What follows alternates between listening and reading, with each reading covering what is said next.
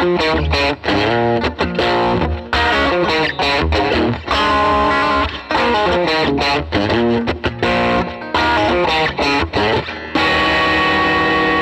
I'm Rich Gallagher from Sweetwater. We're with our good friend Joe Walsh. Great to see you again. Good to see you, Mitch. It is great to be here. How you doing? I'm doing very well, thank you. Okay. How you doing? I think they're doing okay, too. And we've got something cool for them to check out. Yeah. This is a new Dr.Z amp. It's a Joe Walsh Signature Series amp. Yes, it is. So tell us a little bit about your connection to Dr.Z. How did you get started with that company? Well, Cleveland. It's my Cleveland roots. Michael Zate, I guess I named him Dr. Z. Yeah? I guess. Yeah? Yeah. He was a technician, and he repaired hospital stuff. All the stuff for all the tests and stuff. And has a background in electronics and engineering. And he started an amp company and made me some amps, and they were special. They were special. Right. And so I went my way, and he continued to do stuff, and a couple people heard me play. Word of mouth got out. Brad Paisley called him. Right. He made Brad's amps. So now that's a whole relationship. And they're designing and improving all the time. Right. And a bunch of artists have engaged with Dr. Z because he's one of those guys that you can talk to.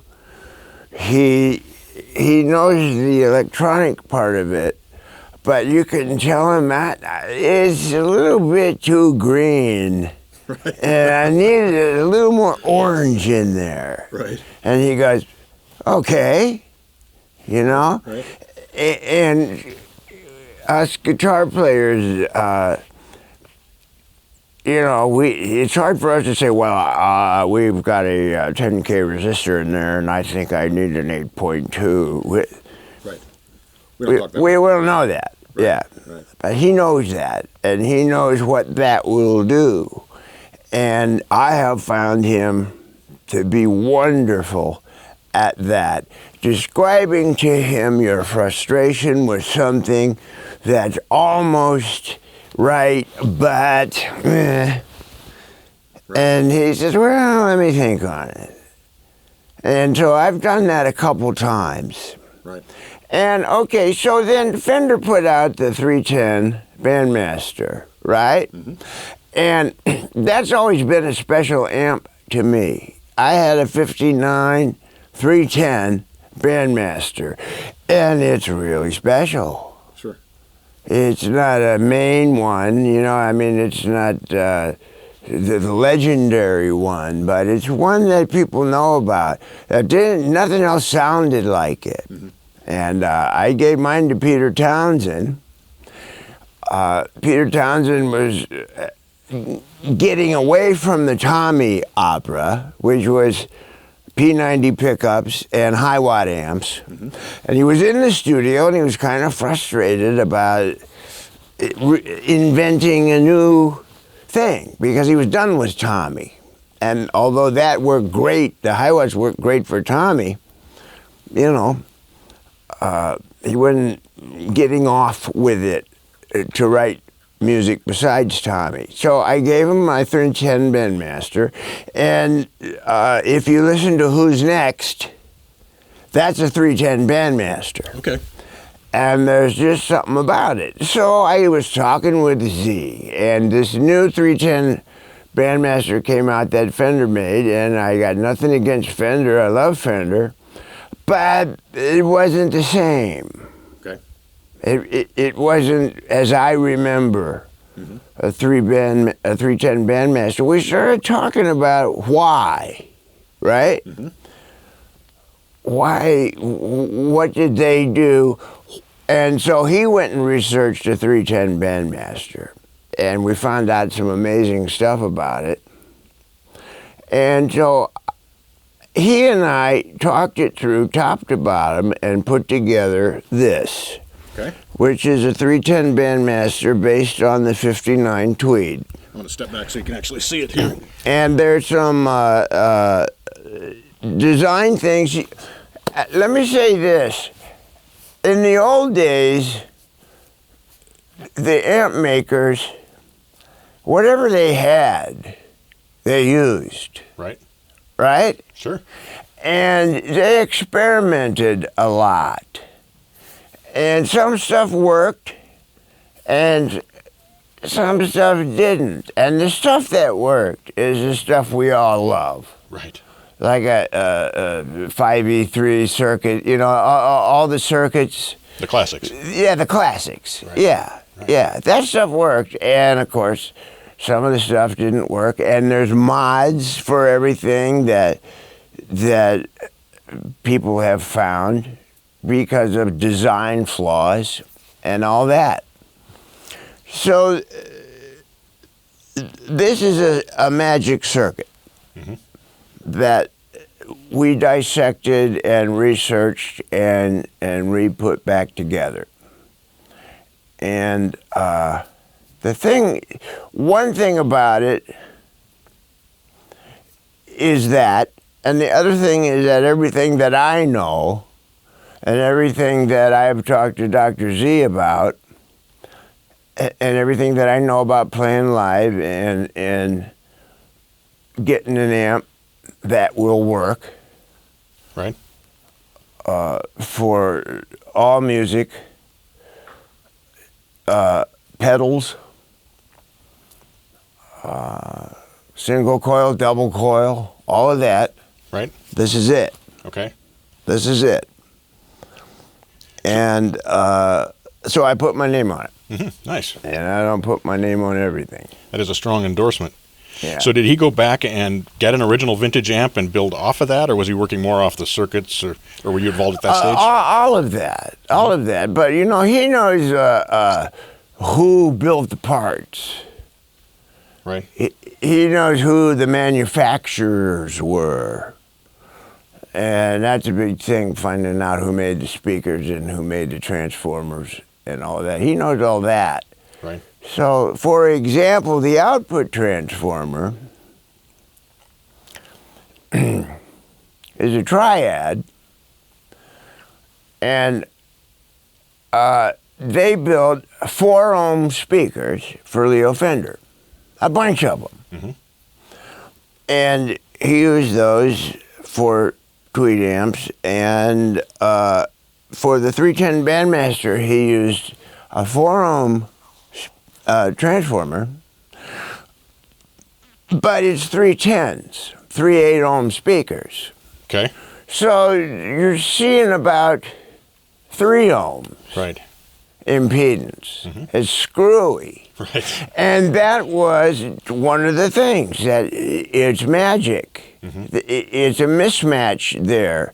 And they just used what they had, you know? Why he threw 310s in there, I don't know. But a transformer seeing 3 ohms, being a 4-ohm transformer, there's mojo in it. There's mojo in it, right?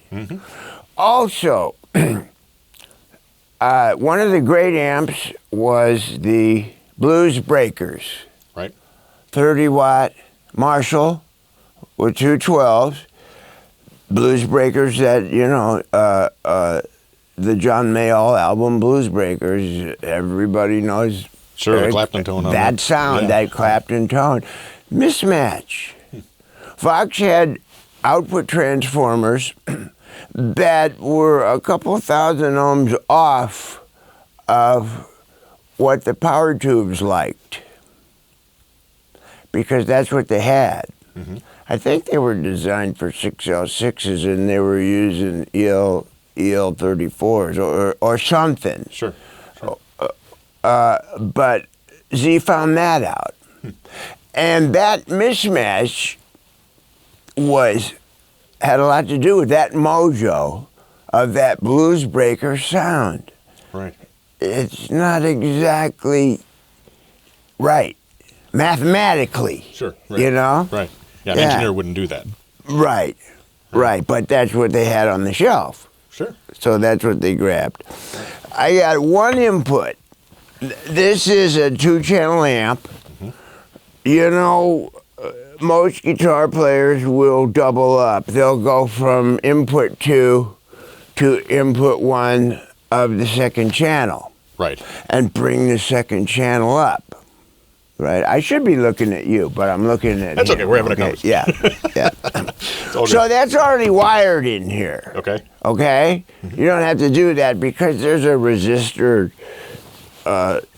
circuit for the impedance of both channels. That's all. We got rid of that. Right. So there's 2 channels. One is, there's no reverb, but one channel is a little bit hotter, a little bit brighter. And the second one is like a normal channel. And you can bring that up into the first one and add some sweetness. Okay. Okay? I had treble and bass. That's it. There's 12AX7s. That's what we use. 12AX7s to me are sonically have the most integrity. Okay. When the voltages are right and it has what it needs, it performs great. It performs great. So we're not, the Tweeds had a 12AT. Right. And that was, for some reason, in 1950, that made sense. The 12AX tends to be a bit hot. Right. The 12AT is I think they put that in the 410 Bassman because you were playing a bass through it. Right. And there was too much gain for the bass. Anyway, these are 12AX7s with a little bit of negative feedback so that they are at optimum operating specifications. Okay. Okay? Yeah. and that's optimum tone. It's not a long-tailed pair phase inverter. It's the cathodiene phase inverter, which was an earlier design. The long-tailed pair is, the best example of that is a black face Fender. Okay. Right? Yep. Twins, super reverbs, stuff like that. That's the old long-tail pair. Right. A little faster response. Yeah, it's the circuit for push-pull amps. It's the phase splitter. The cathodiene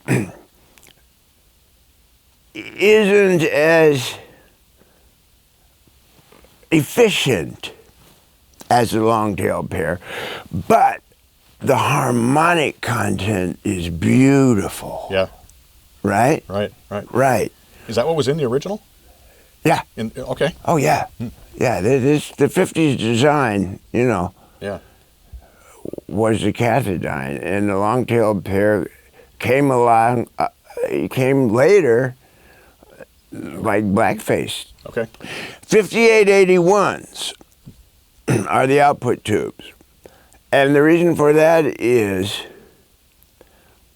606s with a long-tailed pair cranked like a blackface twin. There's a high end there that'll tear your eyebrows off. Right. And they're known for that. Sure. And that's great. That's great.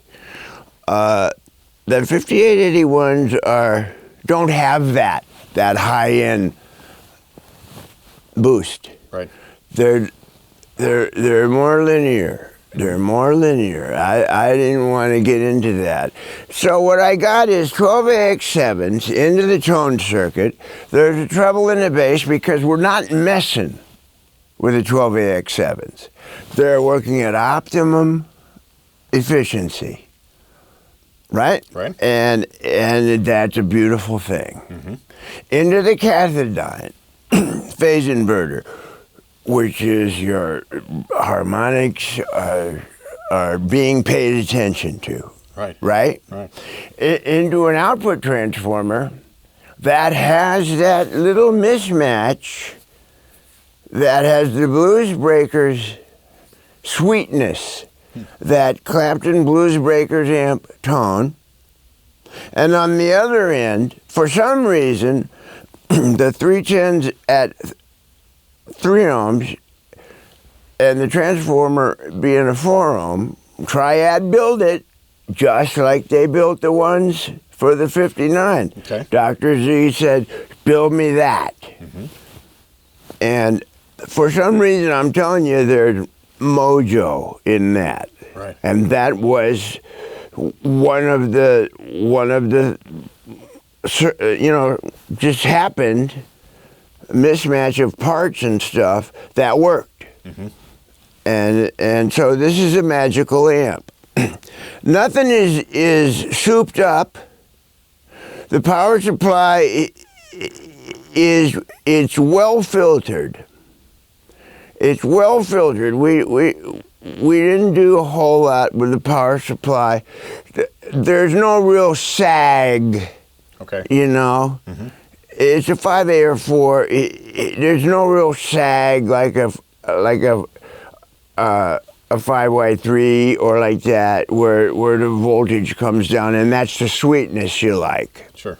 This will do that, but it's waiting to see what your pedals are, Okay. right? Mm-hmm. You can make it sag.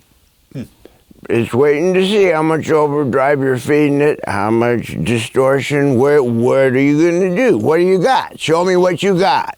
Right. Right? Sure. So that's the filtration. And the speakers are paper cone Alnico with no sag. The paper cone Alnico speakers, Alenco, whatever, it's Alnico, used to sag with not a powerful rectifier tube. Right. Right? Right. And it kind of fade on you. It would be beautiful, but you lost your edge. You lost your reaching the people in the back of the hall. Right. You know? Didn't throw. It was sweet up front. Yeah, it didn't throw. Mm-hmm. This will throw. Those speakers will throw. So these are Alnico speakers in this? Mm-hmm. In this amp? Paper Okay. cone. Paper cone. But the rectifier is such that the voltage is right there. Mm-hmm. The voltage is right there. And like I say, you can make it work with your pedals. Right. And that's what we've done, top to bottom. And I hope that makes sense. It sure makes sense to me. Well, that's I fascinating. think we covered all the bases. We've tested it. What I noticed is that it is a beautiful tone, every string, every note, from the low E to the high E. Right. And I've been using it on the Eagles tour. And the house sound guy, we got a really good guy. And he comes up on stage and he says, "Don't change a thing, man." Yeah. And I'm getting reports. What'd you do to your sound? Well, this is what I did. Your sound stands out. Right. From everything. Right. You can hear every note. And that's what I was looking for. Right. Beautiful. So it's proven in outdoor stadiums and in small clubs, 30 watts. Everything you need is in there. You dial it up. And like I say, the amp says, show me what you got. Right. Show me what you got, and that's what you'll get. Right. Yeah. So it sounds like a little bit of a hybrid of the Tweed would have more of the sag, and the Blackface not quite so much. And with the 5AR4 and the more throw on the speakers, you're kind of getting a hybrid of those two kind of things. Exactly. Yeah, nice. Exactly. Nice. That's beautiful. But it's not. I'm assuming not a real high gain amp. No. Even with the two channels. No. Yeah.